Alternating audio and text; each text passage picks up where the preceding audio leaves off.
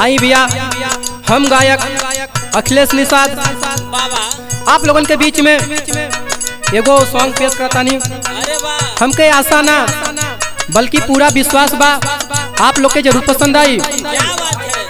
हमारे साथ संगत कर रहे हैं ढोलक वादक हमारे बड़े भैया गुड्डू भैया, आर्गन पे हमारे लक्ष्मण भैया और बेंजू वादक हमारे पंकज भैया और कोर्स पे मुकेश पगला भैया। एगो औरत अपने सहेली से अपने पति का रहन सहन बतावत बा कौना भाव में।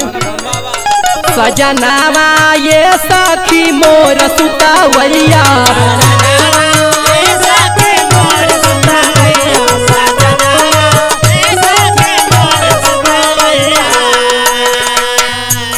सजनावा ये सखी मोर सुतावैया,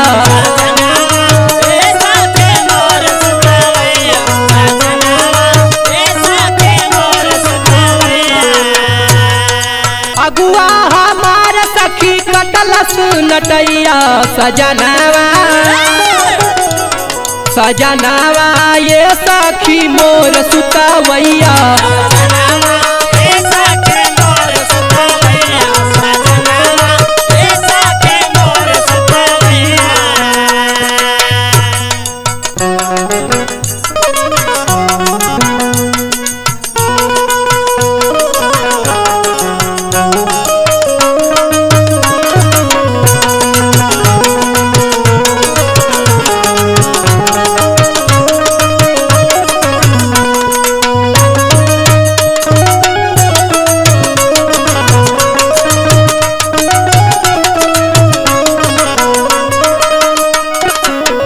पहिले पहिले जब गईनी गवनवा,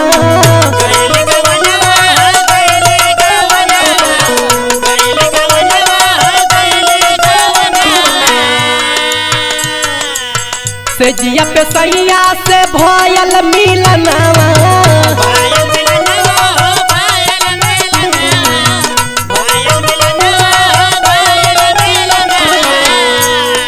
बतिया करत के मोर सूतल सजनवा। सजनावा सजनावा ये सखी मोर सुतावैया,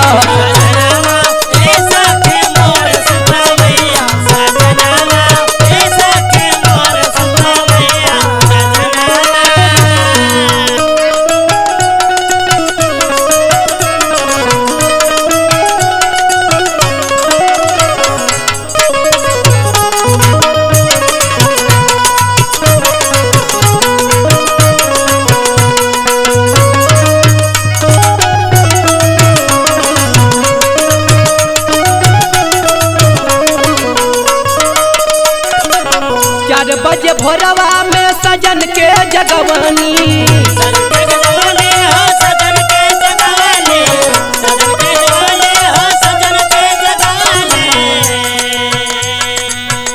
हाँ बैठ बैठ के हम रतिया बितवनी,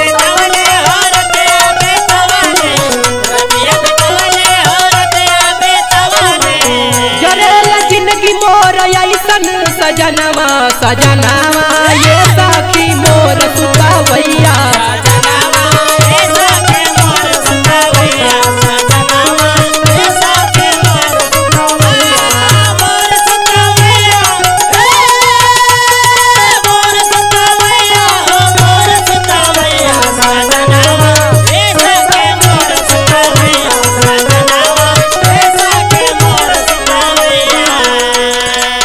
ऐसे रहिए जे तो हालत बिगड़ी,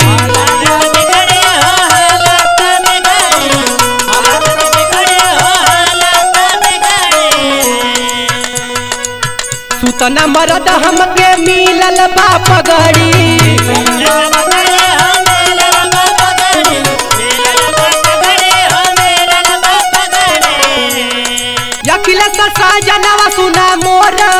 सजनवा सजनवा सजनवा ये साखी मोर सुतवैया सजनवा